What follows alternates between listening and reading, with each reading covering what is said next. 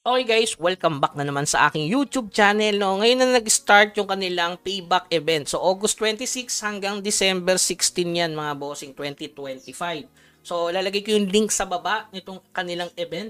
So madali lang yung gagawin nyo. Siyempre unang-una magsa-sign in kayo. Guys, merong sign in dito sa baba. Diyan na lang kayo mag-sign in. After nyo mag-sign in, magpipili kayo ng character. So yan, napili ko na yung sa akin. Tapos sinelect ko yung sino magkiklaim ng rewards.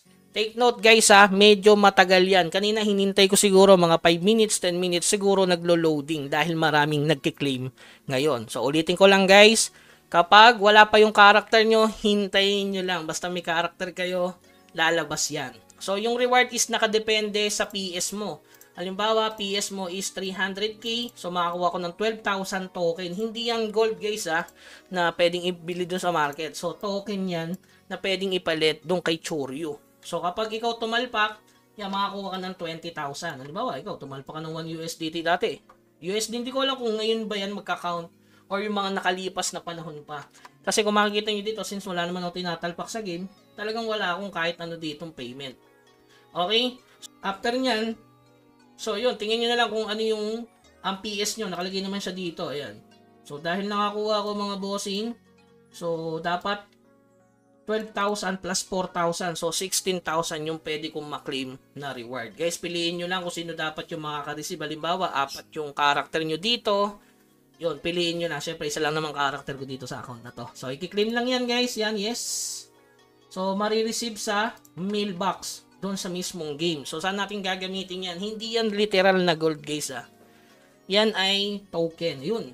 Tapos isa pa, claim na natin.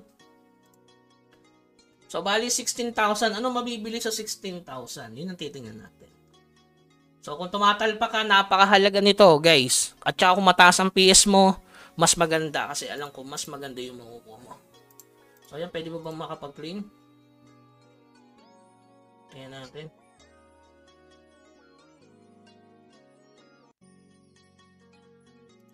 Ayan. Tingnan natin kung pumunta na doon sa mismong game. So, open tayo ng laro.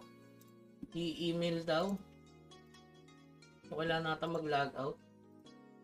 Alam guys mag-log out ko lang saglit. Ni-claim na daw Tingnan natin kung na-claim na. Dapat magpakita ka boss. So yun guys, since hindi ko pa nare-receive, mamaya na ako mag-i-email doon sa kanilang customer service. So nakalagay naman dito, naka-stated naman na ayan.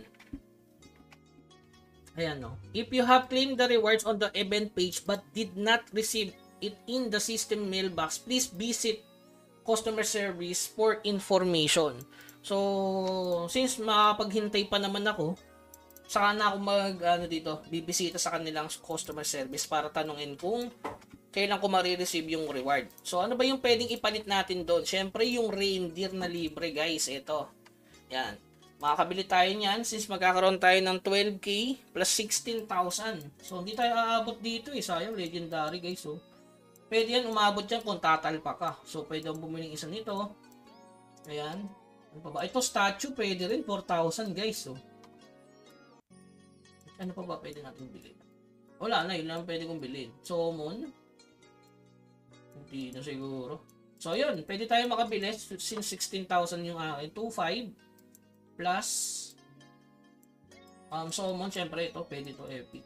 Tapos yung legendary 5k. 7k. So, sakto. 4k. Tapos summon na lang. Yan, ito. So, yun. Libre lang naman yan, mga boss. I-claim nyo na habang maaga pa. Since hindi ko pa ma-receive dito, kapag hindi ko na-receive siya ngayon, kausapin nyo ako sa live, siguro, tatry natin kontakin yung customer service nila. Okay, so yun lamang guys. Keep grinding. Huwag kalimutan mag-subscribe sa ating channel. Hanggang sa muli. Paalam.